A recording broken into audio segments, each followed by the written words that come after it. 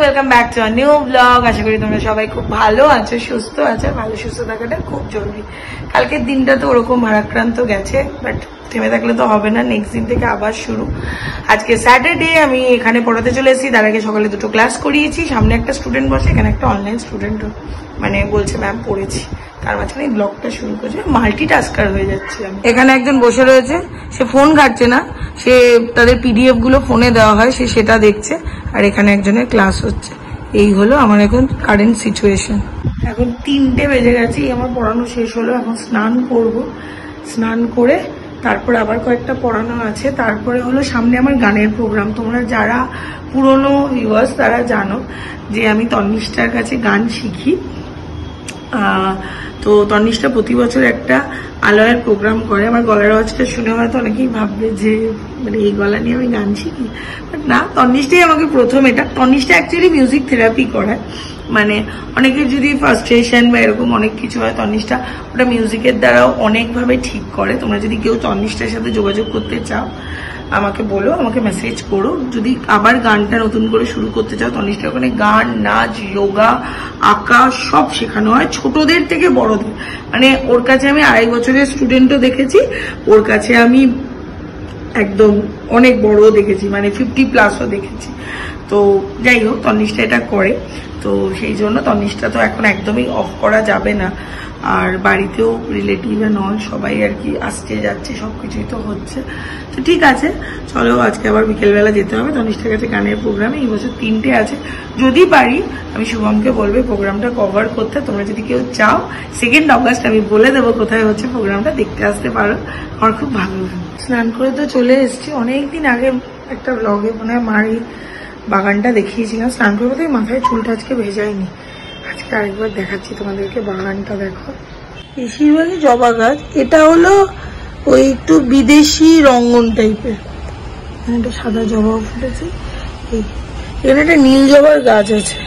আমি যেদিন থাকবো তখন হলো মা সকালবেলা ফুলগুলো পেরে ফেলে। এখন যাই, গিয়ে লাঞ্চটা করে নিই। লাঞ্চটা ফাটাফাট করতে হবে, তারপরে গিয়ে হলো আমার পড়ানো আছে। এই সারাদিন শুধু একটা কথাই আমার মুখে শুনবো, পড়ানো আছে আর পড়ানো আছে, পড়ানো আছে আর পড়ানো। এই হোক, আমি এবার যখন বাড়ি ফিরবো, সোনাইও আবার ওই বাড়িতে যাবে। সোনাই তো শনি রবি ওখানেই থাকে, এই সপ্তাহে তার আগেও ছিল, যাবে। তারপরে আর কি বাড়িতে যাবো, তন্নিষ্ঠার কাছে যাবো। তারপরে রাত্রিবেলা আমি ওর সাথে আমার অ্যাকচুয়ালি আমি কোনোদিন ওই আমাদের নাগের বাজারে যে রথের মেলাটা হয়, আমি একদম মানে ছোটবেলা থেকে বাগুইয়ারিতে, বাট আমি কোনোদিন নাগের বাজারে রথের মেলাটায় যাইনি। আমি শুনেছি বিভৎস ভিড় হয়। এবার কালকে সোনাই শুনে অবাক যে আমি কোনোদিন যাইনি। তাই সোনাই বললো যাবি, তোকে আমি নিয়ে যাবো। আমি বললাম ঠিক আছে, দাঁড়া দেখছি। সেই যাওয়ার ইচ্ছে আছে, সেটা সময়ের উপর নির্ভর করছে। তোমরা শুধু এই ঘরটার মধ্যেই দেখবে, এই ঘরটা ছাড়া আমার জানার কোথাও যাওয়ার জায়গা নেই। এই ওকে পড়ানো শেষ হলো, সোনাইকে বললাম রেডি হতে। আমি আসলে এখন বাড়ি যাবো। কি জানি তোমরা আওয়াজ পাচ্ছ নাকি জানি না। আজকে তো উল্টো রথ, যে জগন্নাথ দেব মাসির বাড়ি থেকে বাড়ি যাবে, তারপর আমাকে পুরীতে ডাকবে। এটা আমার আশা, আমাকে পুরীতে উনি ডাকবে, আমি তারপরে পুরীতে যাব। জগন্নাথ দেবকে না আমার খুব নিজের মনে হয়, খুব কাছের মনে হয়। খুব মনে হয় যে ওনার উপর একটা অধিকার বোধ যেন আছে, এরকম একটা ফিল হয় ওনার প্রতি আমার। জানি তোমাদের কারোর হয় কিনা, কিন্তু আমার হয়।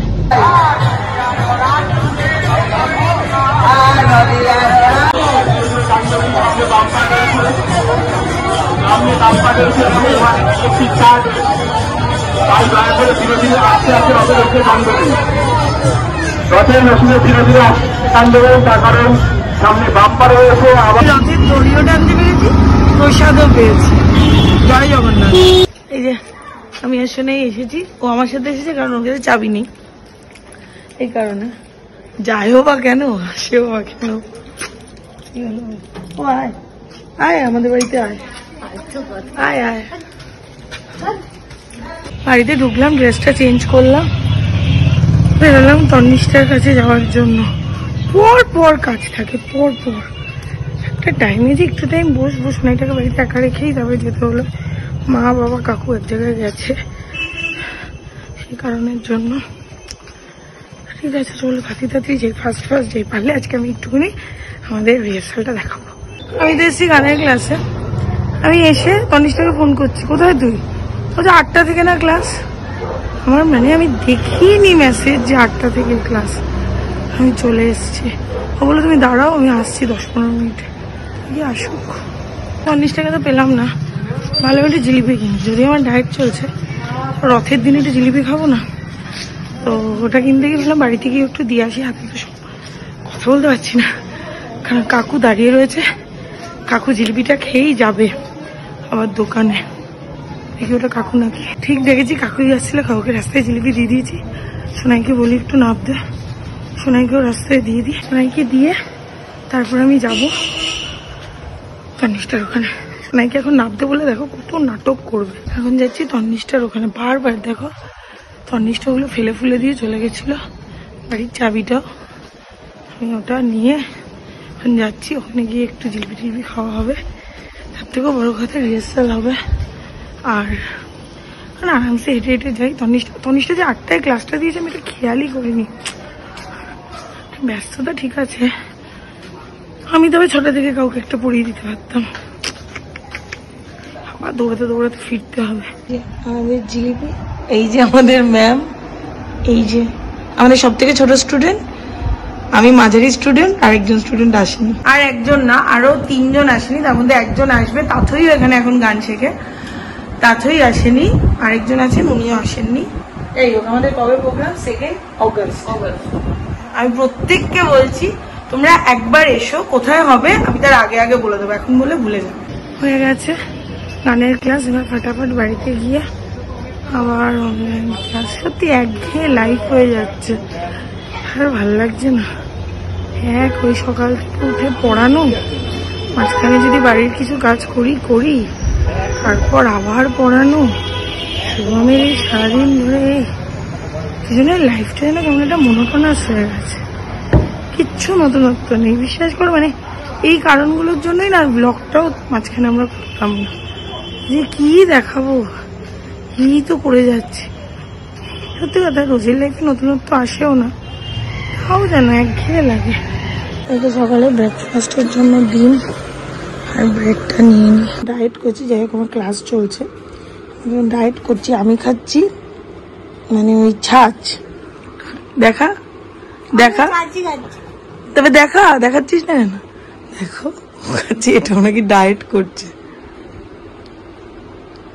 সে মনি হেলদি লেখা, ভীষণ হেলদি, তোকে এটাই দিয়েছে ডায়েটে। আজকেও ডায়েট চার্ট চলেও এসেছে, আমার এখনো আসেও নি। কিচ্ছু হবে না তো, 1 কেজি ওজন কমেছে তারই জন্য, 1 কেজি 2 কেজি বাড়ানোর জন্য। শেষ বেলায় আমি এলাম, সারাদিন সময় পাইনি বলাটা ভুল কথা, ওই যে বলছি অভ্যেসটা চলে যাবে, আবার অভ্যেসটাকে আনানো। ও অনেকটা ডেডিকেটেড এই ব্যাপারটায়, ডেডিকেটলিও করে, ঠিক আছে। তো যাই হোক, আপাতত আজকের মতো দিনটা শেষ হলো এখানে। কতগুলো ছোট ছোট কাজ ছিল, যে জায়গাগুলোতে সমস্যা হয়েছে, যার জন্য এতদিন ব্যবসাপত্রের একটা ডামাডোল, সেই জায়গাগুলোকে রিপেয়ার করার চেষ্টা। আশা করি সমস্ত কিছু ঠিকঠাক হয়ে যাবে। প্লাস কোটাকটাকে নিয়েও আমি যেভাবে এগোচ্ছি, তো তোমরাও চেষ্টা করো, যদি কেউ মনে করো যে হ্যাঁ কোটাকে অ্যাসোসিয়েট হতে চাও, কিভাবে হবে, কি করলে অ্যাসোসিয়েট হওয়া যাবে, যে কোনো জায়গা থেকে, যে কোনো কলকাতার যে কোনো প্রান্তে, বাইরের যে কোনো প্রান্তে, যেখান থেকেই তোমরা ব্লগ দেখো, তো প্লিজ আমাকে মেসেজ করো, বা আমাদের লিঙ্ক দেওয়া আছে ইনস্টার লিঙ্কটা। আমার ইনস্টার লিঙ্কটা মনে হয় চেঞ্জ করতে হবে, কালকে আমি করে দেবো। সেখানে আমাকে ডিএম করতে পারো, আমি তোমাদের রিপ্লাই দেবো সমস্ত কিছু। তো যাই হোক, ওকেও ডিএম করতে পারো, শুভমের নাম্বার, মানে আমার নাম্বার দিয়ে দেবো, ওর কথাটাই রিপিট হচ্ছে। যাই হোক, শেষ বেলায় আর বেশি বক করলাম না, সারাদিন করতে পারিনি, কাল থেকে চেষ্টা করবো আবার আমি করার। বাট এটা পজিটিভ সাইন, ডেলি ব্লগটা যাচ্ছে।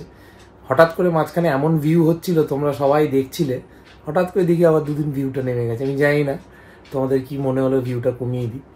এনিওয়ে, আজকের মতো ব্লগটা এখানেই থাক। ভালো থেকো, সুস্থ থেকো, ভালো রেখো, সুস্থ রেখো। গুড নাইট, শুভরাত্রি। না, একটা জিনিস বলা হয়নি কিন্তু, ভালো থেকো, সুস্থ থেকো, ভালো রেখো, সুস্থ রেখো। গুড নাইট, শুভরাত্রি, টাটা।